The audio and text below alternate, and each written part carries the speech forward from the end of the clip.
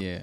I think you have to break down what the definition of age is and realize that age does not mean knowledge. It doesn't mean competence level. It doesn't mean any of that. Age is literally just a number. So somebody can be 46 and can be sitting right here and not know what we talking about. They probably may not even be able to even add to the conversation just because, hey, I'm 46, but y'all both might be way more advanced than me. And it's just that kind of feeling of understanding, like age don't mean nothing. Like sometimes people get older, but what they say, they get older, but they never grow up. There you go.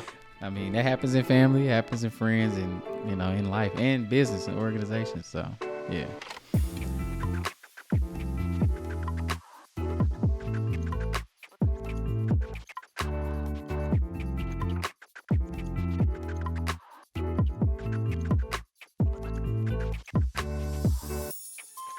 How's it going, guys? And welcome to another episode of Secrets of Silent Success. Today we have the one and only Tony Holmes. How are you doing this Friday evening? What's up, brother? You good? I'm good. I have to think about what day it is. Every day start rolling together. You talk about the entrepreneurial life, every day is the same day. Yeah, plus COVID. It's kind of crazy. It's crazy. Yeah. So the way that we got connected, or the mutual aspect that we have in common, is the North Shore Gents organization. Yeah. So we'll start there. I think my first real impression of true altruism was with the Gents organization. Just talk about your experience with the Gents organization and how that may have molded you. I know you do a lot of things in the community as well, and if that played any part in it. Oh, man, definitely. You talk about the Gents. I mean, that was for sure like my first true brotherhood. You know what I mean? Like, I think all of us had friends, brothers, colleagues, whatever you want to call it back then, football, teammates and all that. But Gents just molded you different, man. It just made you really appreciate the next person really deeply, because you go through the program, you get to know somebody, all these different things. Then you volunteer in the community and all this stuff. For me, I got a chance to be on the step team, lead the step team, and then also be an officer as well, all that kind of stuff. And like you said, altruism, I think that was when I really realized that I liked helping people in an organized fashion. And then from there, it just kind of matriculated into even today. Oh, yeah. Gotcha. So talk to me a little bit about the matriculation. What are some of the things that you're doing with the community? How are you giving back? How are you helping? Man, I was just having a conversation about this yesterday. I mean, really in all facets of that, I guess you could say, community. I mean, like, I work in the community full time, and then I also have a business that is basically, I call it social entrepreneurship. So I'll get into that obviously a little later. Serve on different boards in the city of Houston. For one, it's a senior citizen activity center. So we have these seniors that come in on a regular basis, Monday through Friday, 8 to 5. They don't live there, but they come there, get a hot meal, a free meal, and do some like daily activities and stuff like that. A lot of them have kids that probably don't do anything with them, don't participate with them. They kind of like live by themselves or live with their grandkids, things like that in Third Ward. And so they come there. It's just to kind of get out of the house, and I just serve on the board of that. So it's like stuff like that I'm a part of as well. That just really, like I said, started in 10th grade, man. Started in North Shore, bro, and it's still going today. Got you. So even for myself as a busy millennial, it's not even at the top of my mind sometimes to go out and give back, right? So what did your mindset come from? Because, I mean, you do a lot for the community. Where did that mindset come from? I think Gents for sure, like just kind of like volunteering in Houston a little bit, doing stuff like the March of Dimes, doing stuff like just giving back in the North Shore community, participating in different activities where we had to get so many community service hours all the time. I think it just like became like a normal thing. Yeah. I probably say I wasn't like in high school for sure. It wasn't like, oh, I want to be a doctor, I want to be an engineer. It was more so like, I remember 12th grade, somebody was like, what do you want to do for a living? I was like, I just want to help people. And I didn't even know you could actually make a career out of that. Yeah. And so, I mean, the average everyday busy millennial is definitely not serving on boards, helping seniors. Yeah, for sure. But yeah, man, just mindset and heart set, man. Just that's just where I'm at and where I'm going to be. Because even like when you talk about education degrees, like even my like schooling in college was like based around this kind of work. Sure. So, Sure. Yeah. So one last thing on the Gents, it taught me a lot about myself, even as a 14-year-old. Yeah. And then once I got to college and even post-college, when we were learning if Invictus. Those poems didn't mean anything to me as a 14-year-old boy. I was just learning it to be able to recite it because that's what I was told to do. Right. But as a grown man, when you start facing those trials and that turmoil, you be like, that poem hit a little differently. Yeah. So tell me, what are some of the things that you learned about yourself through the Gents organization that you've applied just throughout life in general? Man, other than like the brotherhood itself, I think it taught me about leadership, especially when you have to lead what I would say men. Back then we obviously wasn't men, but like holding officer positions and all that stuff, being on step president. Team, being president, being step master, all this different stuff. You had to lead your peers, lead young boys, and you also are a young boy as well. And that just like carries on, then you go into college and you go into the real world, and then you realize that the leadership skills you developed as a young man, you were learning how to lead people around you, really. Like, forget the age, like you were the same age as them. And so that influence, that leadership carried on to college, and my fraternity carried on into jobs, as well as like organizations and nonprofits that I was a part of, where people would listen to me, and I'm like, why are you listening to me? It's like, oh, because you've been practicing this since like 10th grade, 11th grade. So definitely leadership, and just kind of like being able to speak up and public speak, all the different stuff. Gosh, and you talk about being you are a public speaker. Let me ask you, do you believe that is something that's innate, that leadership quality? Is that something that can be learned?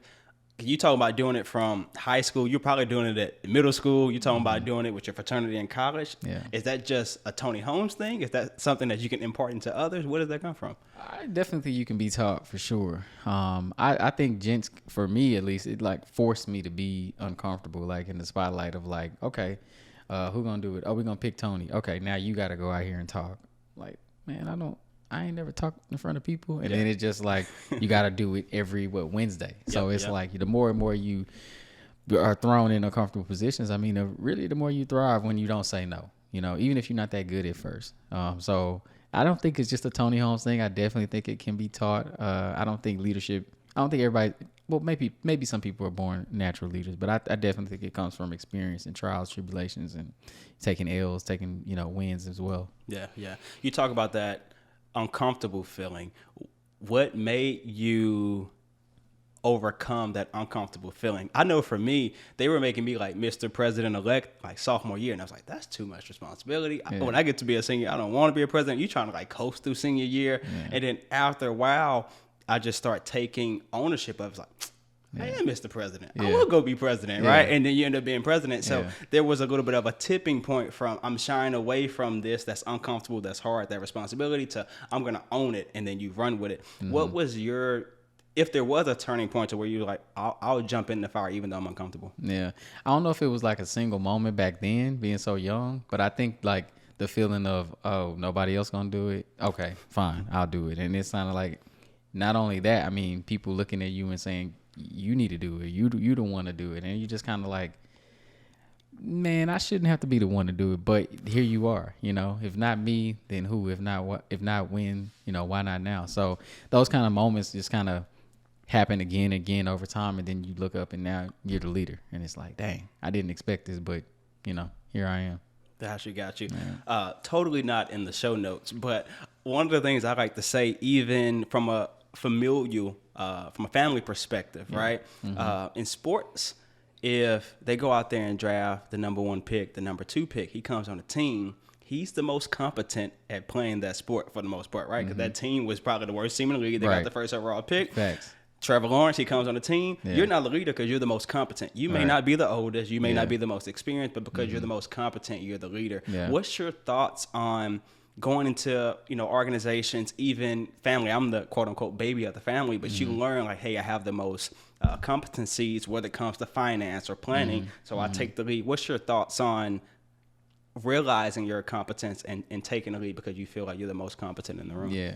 I think you have to break down what the definition of age is and realize that age does not mean knowledge. It doesn't mean competence level. It doesn't mean any of that. Age is literally just a number. So somebody could be 46 and could be sitting right here and not know what we talking about. They probably may not even be able to even add to the conversation just because, hey, I'm 46, but y'all both might be way more advanced than me. And it's just that kind of feeling of understanding like age don't mean nothing. Like sometimes people get older, but what they say, they get older, but they never grow up. There so, you go. I mean, that happens in family, it happens in friends, and in life and business and organizations. So, yeah. You talk about age being just a number, right? Mm-hmm. And I think what separates age from wisdom is self-learning, right? Mm-hmm. What's your thoughts on self-learning? How do you continue to, iron sharpens iron, or refine your craft? How do you continue to be a better version of you every day? Yeah, well, first of all, podcasts, obviously, listening to a lot of them. I think that was like my biggest spark. Once I finished my master's degree, I was really bored, and I was kind of like, I was working and stuff, but I'm like, I still had that itch to learn. And so I just I dive deep into podcasts, learn. I feel like authors and people who produce podcasts and or podcast hosts and all these different things, man, that's like free game. That's like big brothers. That's like a mentor. You know what I'm saying? I say like 2020 for me, it was like a learning hall. Like all I did was read. Like, I mean, took care of my family, did work and business and all this stuff. But like extracurricular, nobody's going anywhere. I'm like, well, I got this library of books that I have not been able to get to. So I just dived in even more. I mean, even before that, same thing, reading and just kind of making sure that I'm always sharpening my mind. I would also say spending money on courses, like I think a lot of people are scared to do that, don't want to do that, man. Me and one of my buddies, he's a comedian in Houston, Kanice 100K. He would love if I gave him a plug. Anyway, shout out. Yeah, him and I, man, we bought master classes together. We split it, shared the login, like all types of things, just to continue to sharpen ourselves, man. And sometimes you just got to pay for it, and you got to be willing to take an L. I think people don't be wanting to do that either. So yeah. Two things I heard there that I want to touch on. The first thing is during COVID or just in your downtime in general, you said, I'm gonna pick up a book and continue to educate myself. Yeah. I don't know who I'm gonna attribute the quote to or who the quote is attributed to, but it's a quote out there that says you want to hide something from a black person, put it between the covers of a book. Yeah. All right. Again, where does it come from for you to pick up a book in your downtime, as opposed to, and not saying you don't scroll Instagram or Twitter, not saying that you don't binge watch Netflix. Right. I'm sure those things may take place, right? Yeah. But you talked about, hey, I took the time out to pick up a book to educate myself. I went out there, put money on a masterclass. Where does that come from? Because that's different from most 25 to 35-year-olds. Yeah. Man, I don't know where it came from, because it ain't no family thing. It wasn't like passed down. Like I was the first college grad and all that kind of stuff. And that's no slight to my family, but they know. It's the same thing here. It's the same thing here. First college grad. Yeah. And not the, I cut you off, but what I want to add in there is I don't know why I'm like that. Right. And it bugs me, right? Like I don't understand my own psychology of why I start, maybe I seen it somewhere, right? Or I read it somewhere, but I haven't been able to figure out my own blueprint, and I want to go and give it to other people, right? But if I can't figure it out for myself, I struggle on what I'm sharing with others, and so that's why I'm asking the question. No, Yusuf, that's a very valid question. I mean, like I could name like, oh, this book really opened me up to think like this and stuff, but it's like, did it? I don't know, because I was already kind of there. Like one book I was literally flipping through yesterday. It's crazy to say this because I really was. And it's like my book. Like if I ever feel like off kilter, I go to this book. It ain't the Bible. I do go to the Bible. Don't think that was what I was about to say. But Compound Effect. Like you may have read it. I don't know. Darren Hardy. Man, he just talk about how like just the compound of doing things, doing good habits over and over and over. So it's like you read one page of a book. It's like, all right, cool. I read one page today. Tomorrow read 2. The next day read 4. The next day read 8, et cetera, et cetera. And like, that's just how I live my life, man. Trying to add good habits. And I think that when I started diving into reading more, it just became like an addiction or something to just continue to open up my mind. And I probably would say too, probably seeing the results or feeling the results of me actually reading a lot and all that kind of stuff. Yeah. Seeing me retain probably was like, ooh, like it just comes out, So maybe that was it. I don't know. And I'm not done. Like I still got stuff I'm gonna read and blah blah blah blah. So yeah. It's interesting that you use the word addiction. You said it almost became your addiction. I'm a firm believer that you have to replace what you get your dopamine hits from. Facts. Right. Yeah. And so if you get your dopamine hits from scrolling Instagram or from actual substances, you gotta change that to get your dopamine hits from hitting the gym or from hitting the book, right? Or from actually getting dopamine from putting in work, whatever your work is. Like it could be lawn care, it can be media, it can be public speaking. You really got to change what you get your dopamine from. So switching gears, I'll get back on task before producer over there yells at me. So I'm going to get back on. Hey, this is good though. It's fire. Let's fire. What are we in? 5 minutes in? 5 minutes in. 5 minutes in. But got to stick to the script as well. So you have multiple businesses. You're doing things in the community. You're a new father. Congratulations once again. Yes, sir. Thank you. What does your day look like, and what is your time management like these days? Man, I would say my day is definitely not the same since I've been a new dad. Sure. My son is 2.5 months old, so we talking about, really baby rocking little, like on the way here had to pull over, changing diaper type situation. But I mean, like, I definitely would say today would be the example of a day in the life. I'd say, for example, like today woke up around 5 something, got to the park to work out to run 6:30.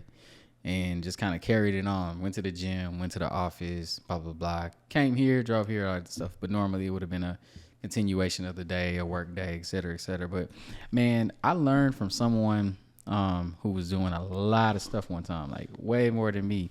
And I was like, man, how you do it all? You got like 4 kids, you the big boss at your job, you PhD program, all that stuff. He was just like, man, every time I do something related to his work or his school or his kids, or whatever, he's just like, I'm always trying to be extremely effective as possible with the time I got with what I'm doing, because I know I'm doing so much. Like, it's almost like when you only got so much time, you don't have that much time to BS. You know what I'm saying? Yeah, absolutely, like, 100%. When you got a kid, your day, like, man, 2 hours to yourself is like gold. So, like I would say that would be more like a day in the life with all different things. And when the pandemic first happened and everybody was working from home, me and my wife, we were like, man, let's take it back to high school. Let's do some block scheduling. So like certain days we do certain things because we had all the different things going on. So, hey, whatever it take, man, whatever it take. How did you get involved in the different industries that you currently work in? You didn't call it a technology company, but it's technology behind your company that you created. You're also doing philanthropic things. How did you get involved in the different industries that you're in?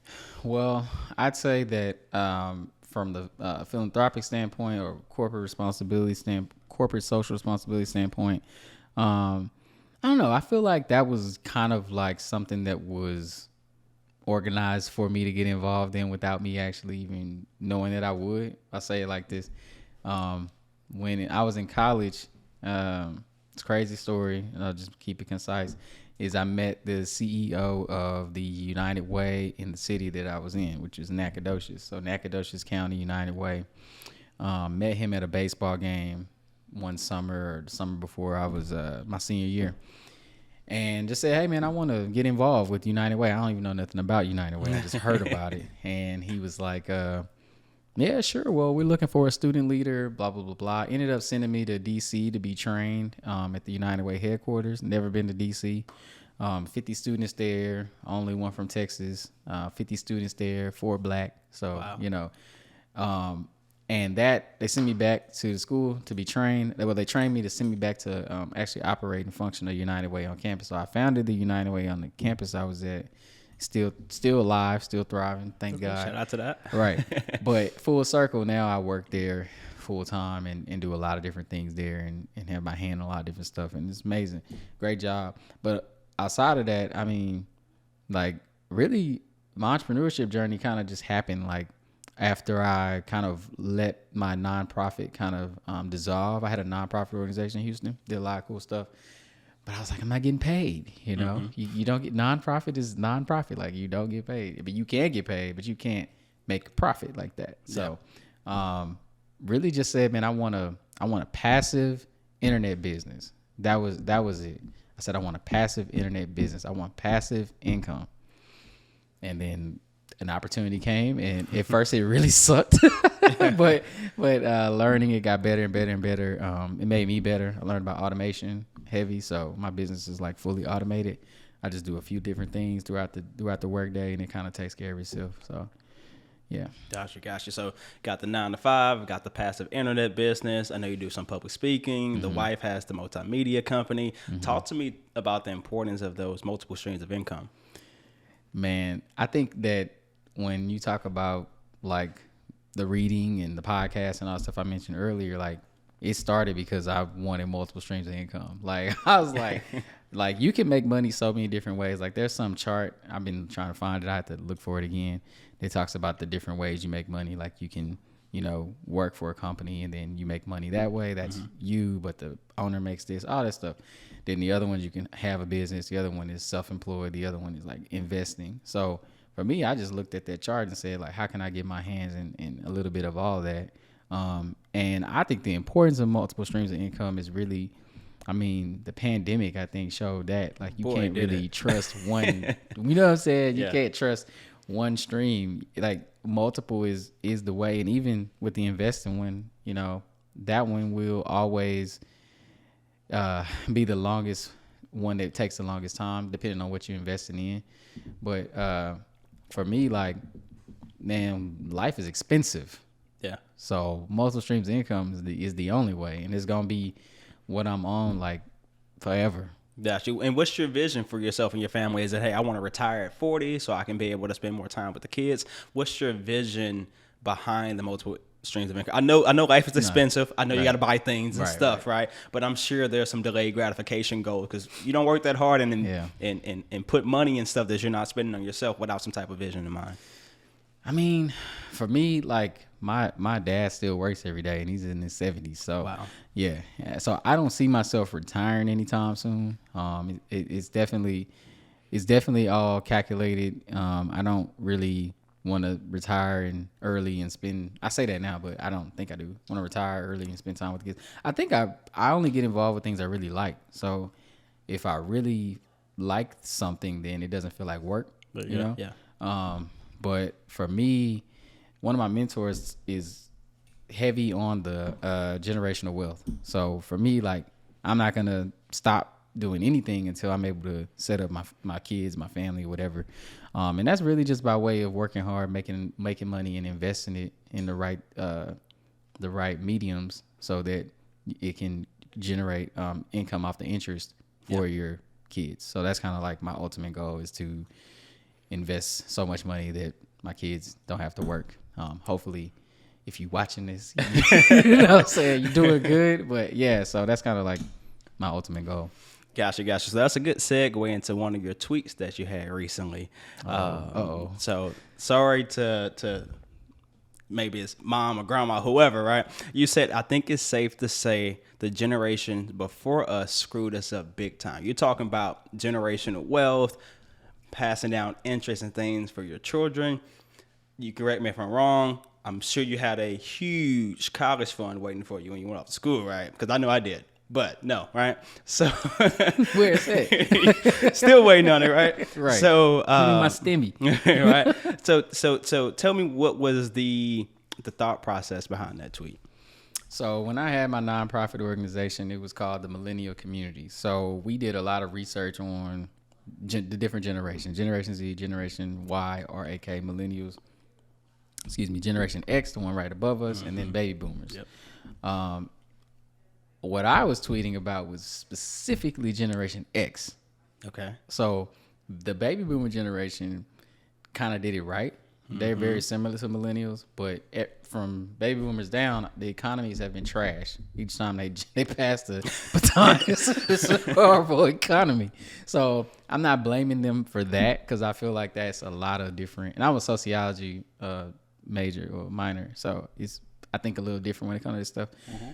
But my tweet specifically was Generation X. I feel like Generation X, and I'll die on this sword, I just feel like they just got it wrong, man. I feel like their interests or not. And who is Generation X? Well, now I'm gonna say, okay, what did they get wrong? Because I got some anecdotal evidence, but I want to hear from a sociology major standpoint what you got. Well, I mean, this is what I'm saying. So, they are the generation that, at least from what I see, they are the ones that are bickering on Facebook, right? So to me, it's like Facebook was generated.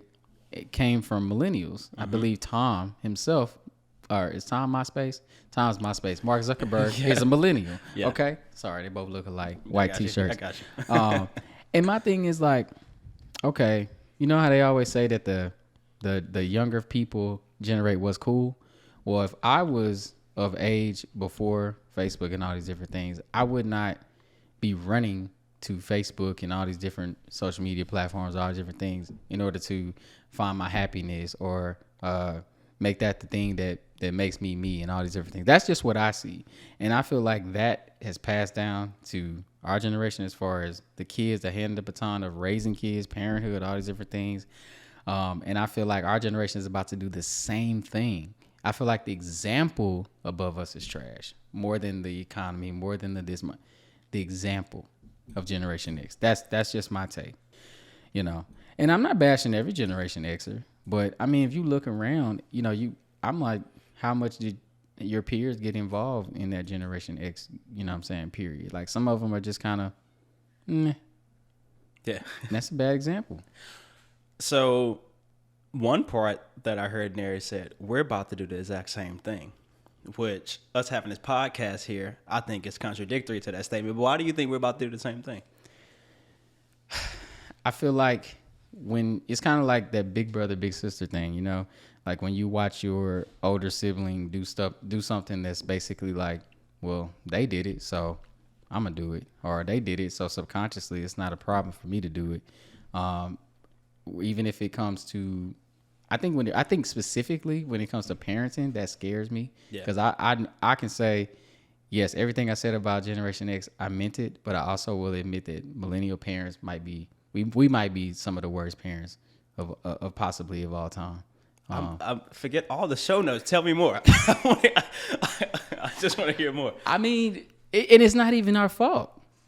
Tablets, phones, babies, swiping. Like, it's nothing you can do. You sitting here on your phone.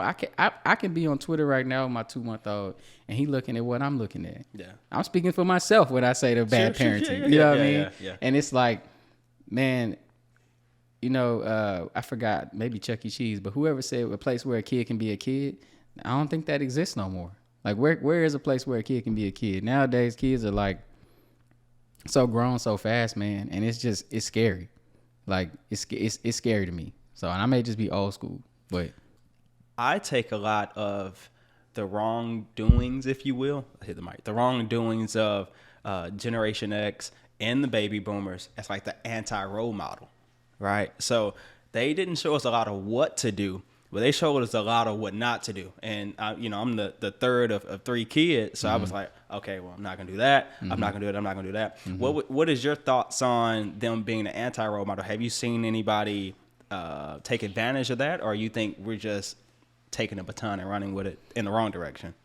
I definitely think we taking the baton and running with it the wrong direction. And I think when I wrote that tweet, I was probably speaking specifically to the political infighting that's going on. So it's like when I say Generation X, for me, I'm not necessarily talking about a specific person that I know, but I'm definitely talking about all the fighting that's going on Capitol Hill, all the fighting that's going on in Austin right now, all these different things. But no, I definitely think you could call them the anti-role model. Like, hey, don't do what I do, as I smoke this cigarette, you know, all that kind of stuff. Yeah. But I mean, it's never like it's never a complete wash. Like, there's always gold and great people in every generation. Absolutely. But I don't know if it's more of us in the millennial generation, like taking that example and being better with it, or if it's, or are we the same? You know, who knows? I guess we won't know till we're all 50. But yeah, man, I don't know. So 2 things. You were talking about it's no one's fault, right? No, it's not nobody's fault. Yeah, I'm a firm believer in that's how I'm able to forgive someone for their wrongdoing, because I'm like, it's not your fault, right? Yeah. So like, it's not your fault because your parents didn't know what they were doing. And Right. Your parents' didn't know what you were doing. If you're talking about the Black community, you're talking about 4 generations. We were slaves, Yeah, right? exactly. So we're still recovering from that. So when I say it's really no one's fault, it's hard to hold blame, because we're all still figuring it out, right? Yeah, yeah. So my question to you, you're talking about there's nowhere for a kid to be a kid anymore. We're all stuck on, on our phones. What is the solution, or how does this correct itself? Does it correct itself? Are we headed to complete doom? I don't think so. I'm a pessimistic person, but I'm pretty optimistic about technology in the route that we're going. Decentralized media, kinda, that type of thing. But what's your thoughts on where we're going? Man, you said, okay, so the first part in regards to the answer, how, I think it's just what we talked about earlier, like the drivenness that you have, that you talked about, the addiction to like being basically self-development. Yeah. I just label it as that. The same drive I had. I think it just starts individually. I will also say I don't think everybody is like that. I don't think everybody wants to or needs to go down the path of like self-development to like super high. I don't think everybody wants to do that. I'll just say that. I think it's healthy. Yeah. For any and everybody, but I ain't bashing nobody who don't, because it's exhausting and sometimes lonely. Gary Vaynerchuk, right? Yeah. Gary V's like, hey, if you're, and no disrespect to anybody that's like $50,000 a year, you got your 2, like if you're happy and content, I'm not talking to you. I'm talking to the people who are lamenting and complaining about their circumstances. We got work to do there. But if you're happy with it, I'm not talking to you. So. And I agree with that. And then like to the second point you made, when it comes to technology, I actually am more optimistic. I feel like this next generation and the one after that is going to blow our minds. Because they do grow up on technology. I think they have the ability, the tools, and the resources to do it. I was just thinking the other day, and I have a lunch schedule with a Gen Z, like 18, 19-year-old kid, and I'm like, man, I need to tap into this generation more. Yeah. Like I'm at the age now, I'm 31, about to be 32 in like 20 days. And I'm like, man, I need to tap more into this generation, because I definitely don't want to be the old guy complaining. Like I know that my tweets sometimes definitely leading down that path, but I'm just saying what I see, Yeah. And I think media definitely plays a huge factor in a lot of this, the perpetuating fear-based media of, all the stuff that's going on in the world. And, I don't know, I'm just calling it like I see it, but yeah.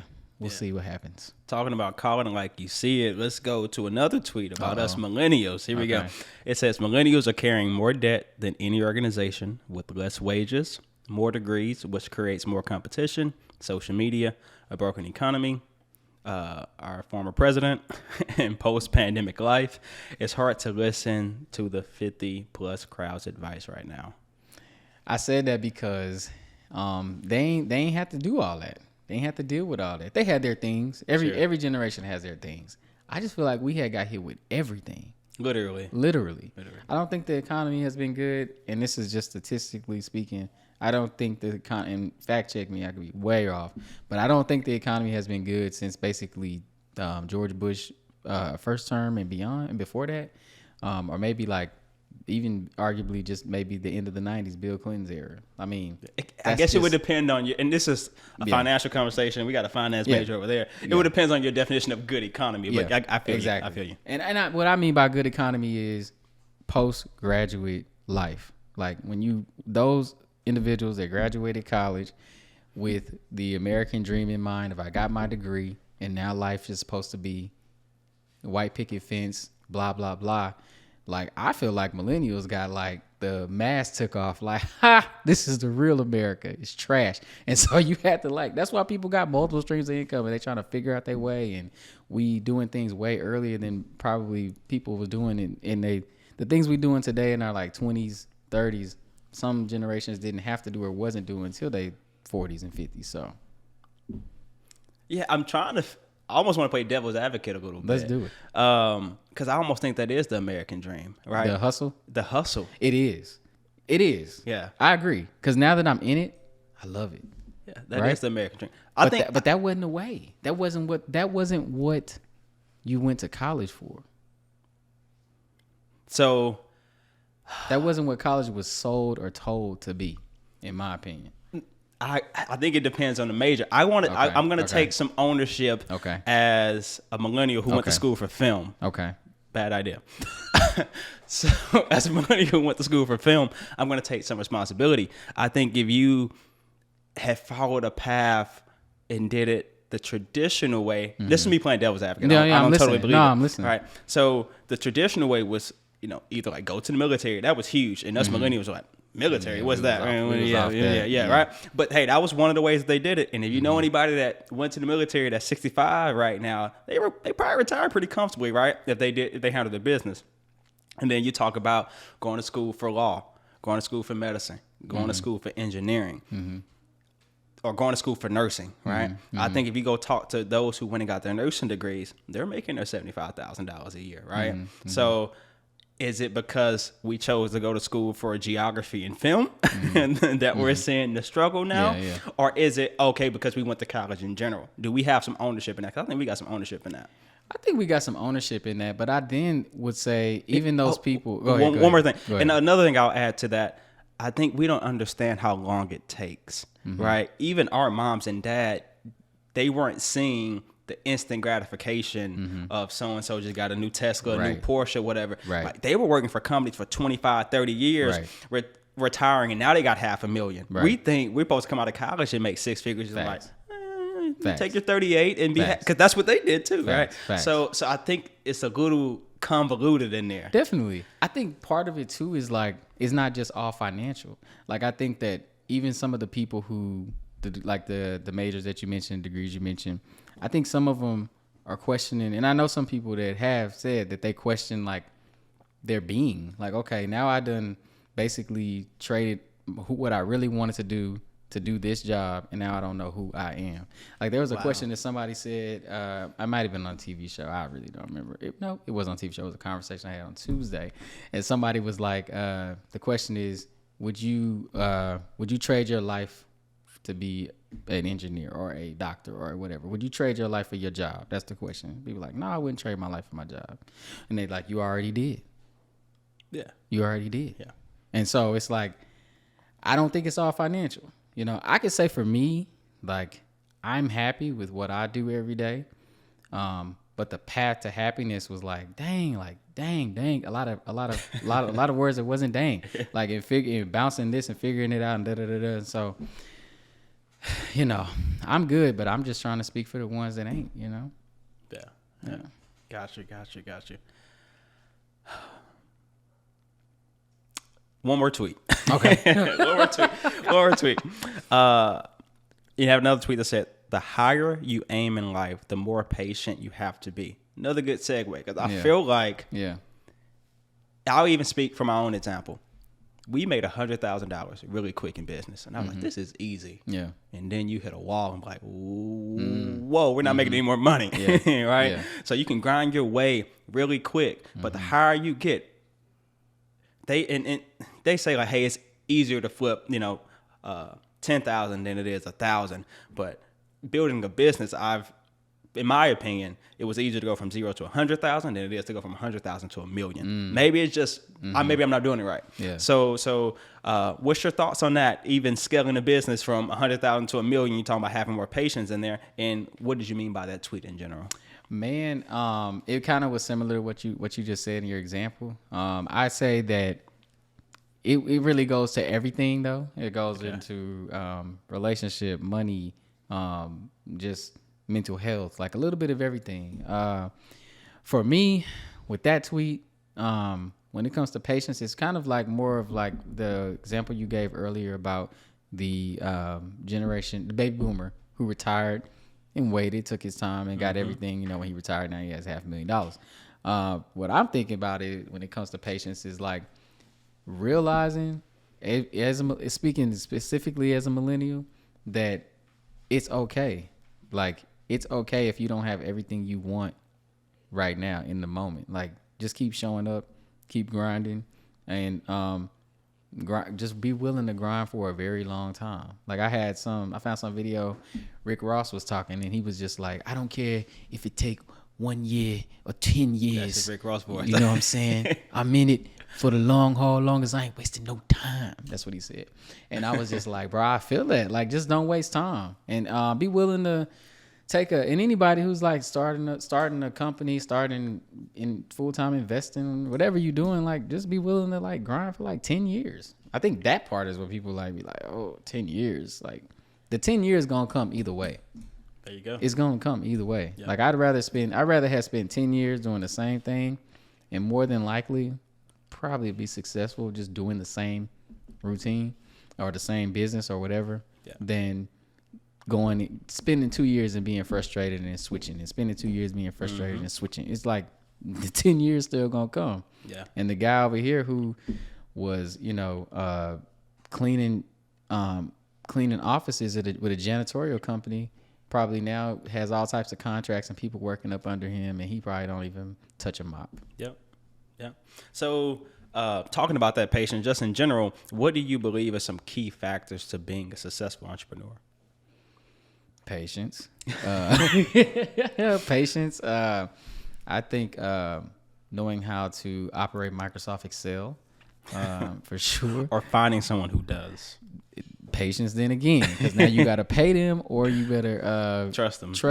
Yeah. So I taught myself Excel, like, for real. It wasn't because of business though, but because of work more so. But knowing Excel, I mean, that's just how you can, have and operate your own budget. There you go. Being able to budget your own stuff is just like extremely important, whether it's personal finance or business. Sure. And a third thing I say about being a successful entrepreneur is being able and willing to eat dirt. Mm-hmm. You know what I mean? Like, I can say that to you. You probably know exactly what I mean by exactly that. You know what I mean?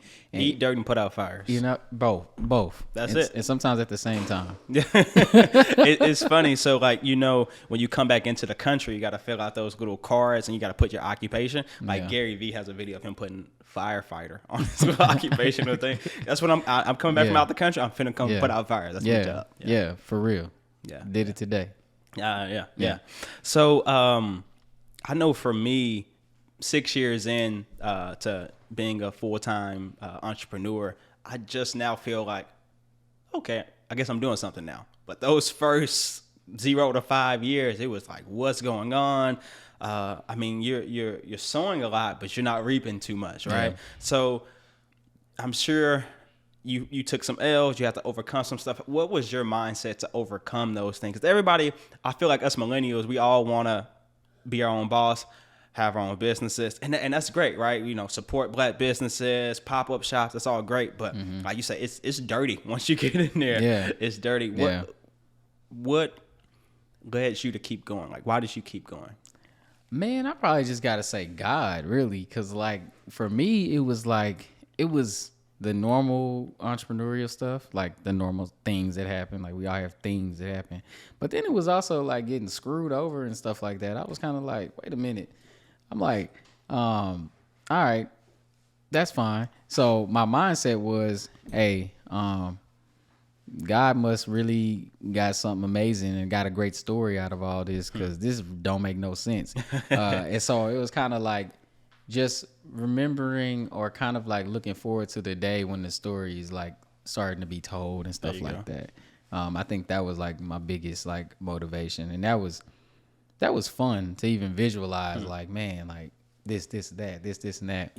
And I mean, it's still happening. Like, I'm not saying like I'm at the mountaintop, but it's kind of like, I feel good. I feel great where I'm at. Like, I'm very blessed. Like, to just be in a positive state of mind, and it's not even just monetary. Like, I think we always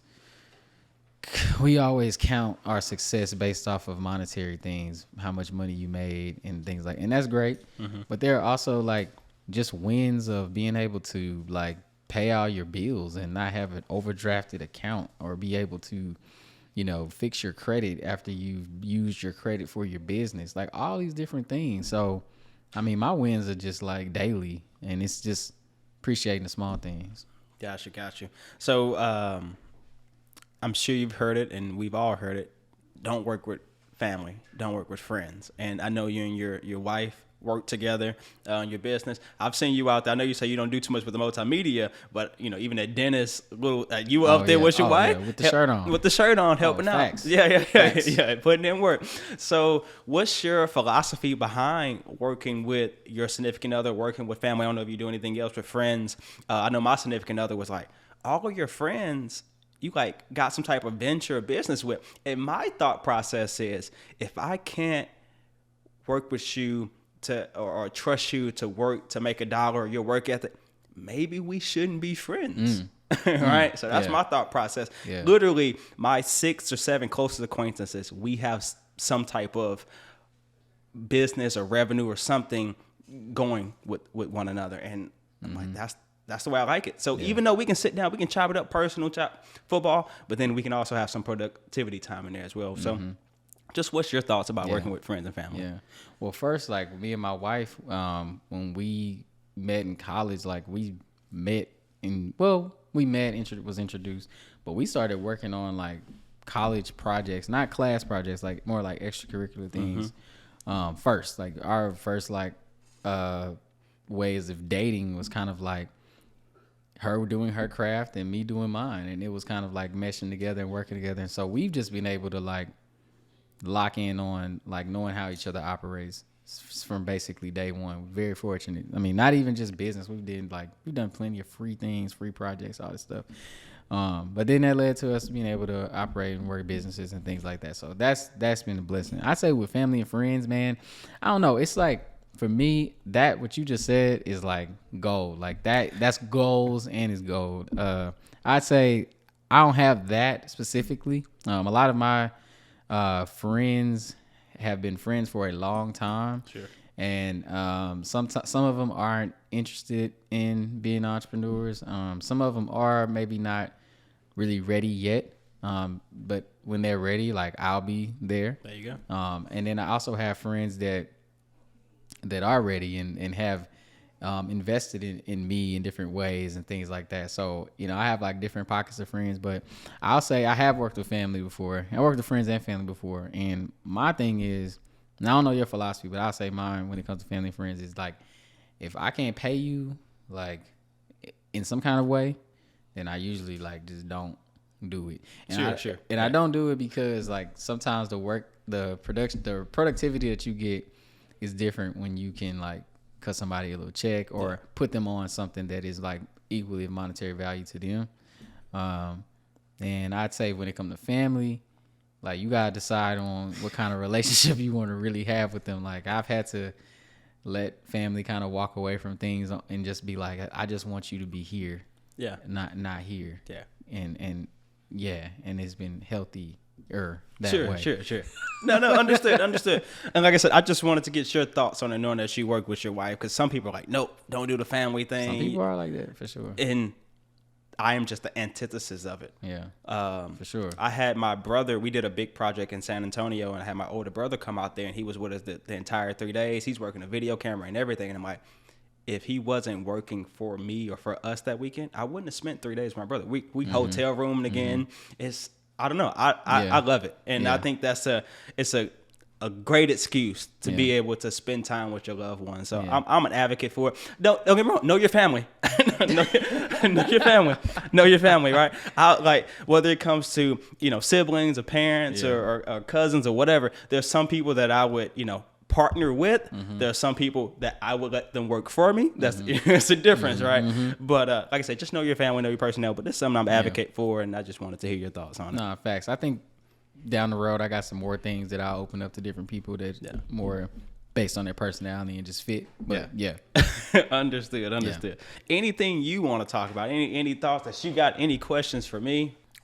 For me, man, first of all, I say appreciate the opportunity to be on this amazing podcast. Appreciate you. Definitely think that I'm probably secrets. I would say silence. Like I'm definitely just doing my thing. Yeah. For sure. Appreciate that. I think it's important that people who are just doing the work are highlighted. So like this is pretty cool to just be on this platform. And I'd also say that I'm not anti-Generation X. Like I do think Generation X is some amazing things in the world, like Jay-Z. But I still feel how I feel though. But yeah, I mean, questions for you. with the whole Generation X thing. Yeah, we could go there. You want to say some controversial stuff. I will say that even the baby boomers, what's the generation before with the silent generation?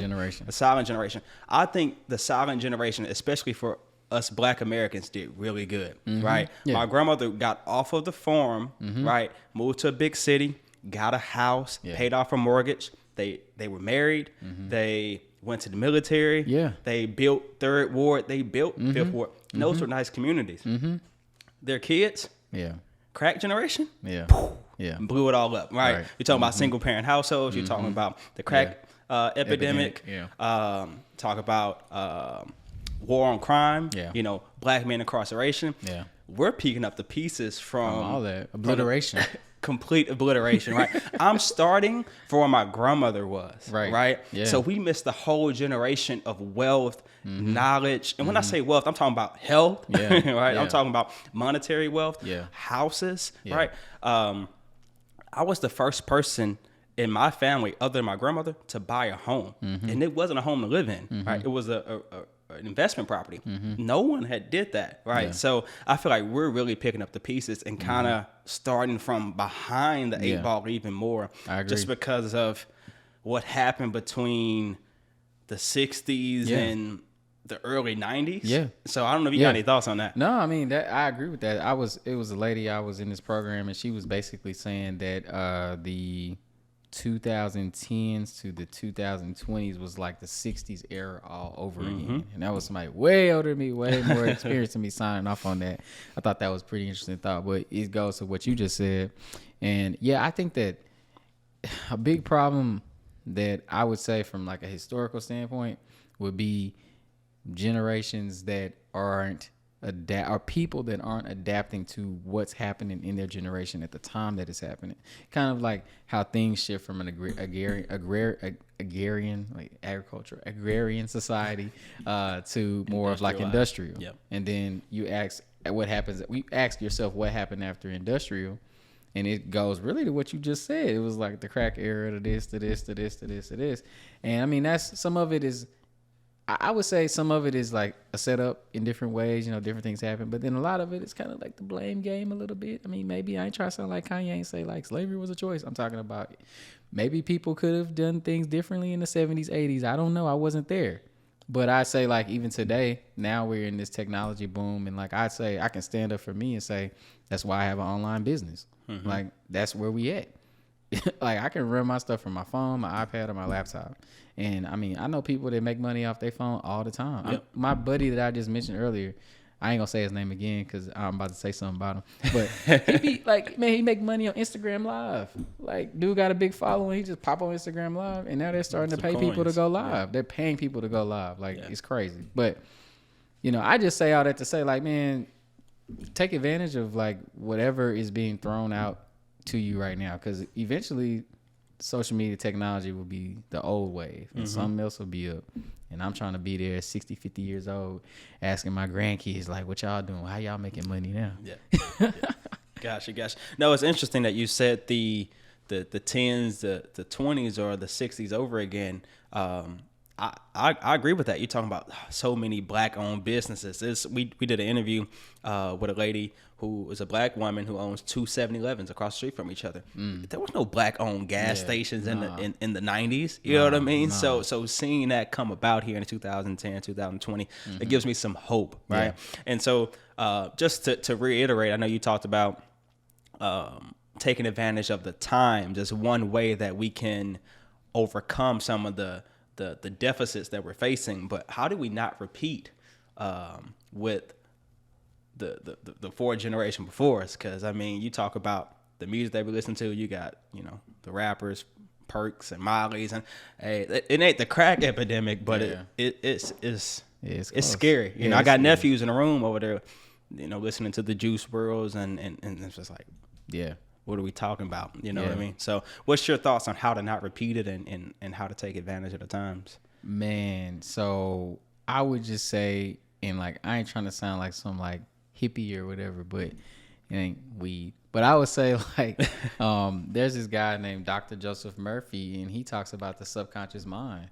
and like I'll put it on that, which is basically what you just said. It's like what you listen to, what you watch, what you surround yourself with, the thoughts that you say, like all of that stuff like plays a factor into who you become. Like, man, I listen to like pretty much a little bit of everything, but I also got like playlists where it's like no lyrics, just great beats, and I'm able to like think and write and work without somebody infiltrating my mind talking about whatever.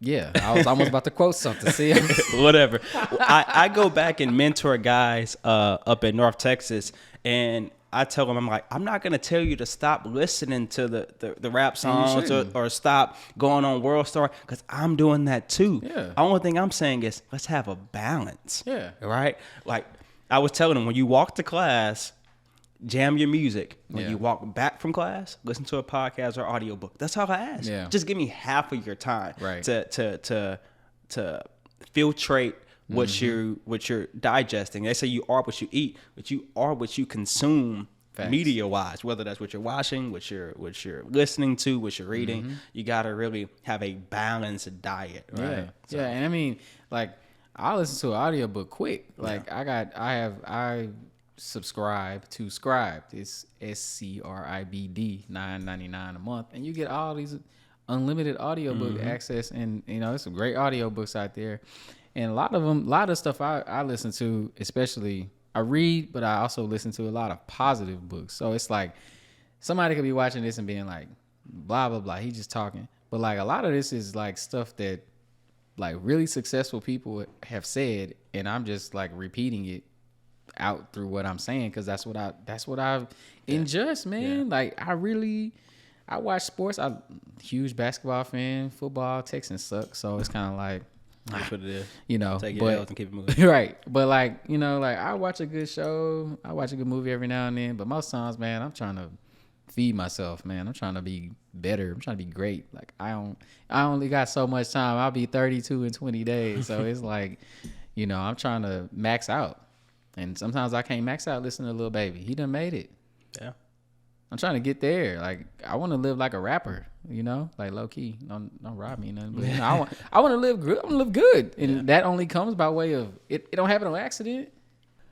Yeah. So growing up, I didn't have much exposure, right? Like I said, the best house that I knew of that I went inside was like a second cousin who lived in Huron Clark. You're from Houston. Yeah. There ain't very many nice houses in Clark, right? No. So it wasn't until I got to college and then graduated from college, became an entrepreneur, and started meeting some of my clients and seeing people live differently, right? And when I say successful, it's not just monetary. Yes, they are successful. I had one lawyer client that said he was, made his first $1 million at 24, a black man, $1.8 million house.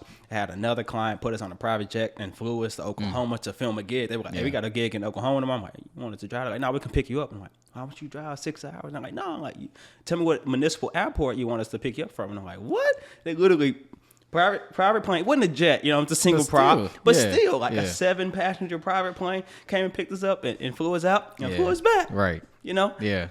Eye opener. Mind opener. I was like, I never want to go through TSA again. Right. So people just live different. And so 3 things that I noticed from going into the houses of these people that I were observing was 2-parent household, mom and dad inside the house. That had some type of faith component. Not all of them were Christian. They had different religions, different faiths. And then the third thing was less TVs, more books. Right. And so I don't own a TV in my home. I got computer screens, right? So if I watch the football games on my computer screen, but my computer also makes me a lot of money. Right? A lot of money. So books and not screens. So that were the 3 things that I noticed. I wonder, was there anything that you noticed or observed that was like, okay, well, this is how you be quote unquote successful? Yeah. I think, I would say probably mentors was definitely probably the one biggest shift for me. I have mentors who I wouldn't say they have like $1.8 million homes and all that stuff. But a lot of them are successful. A lot of them have, a lifestyle that's very attainable, but also one that you be like, dang, you live like that.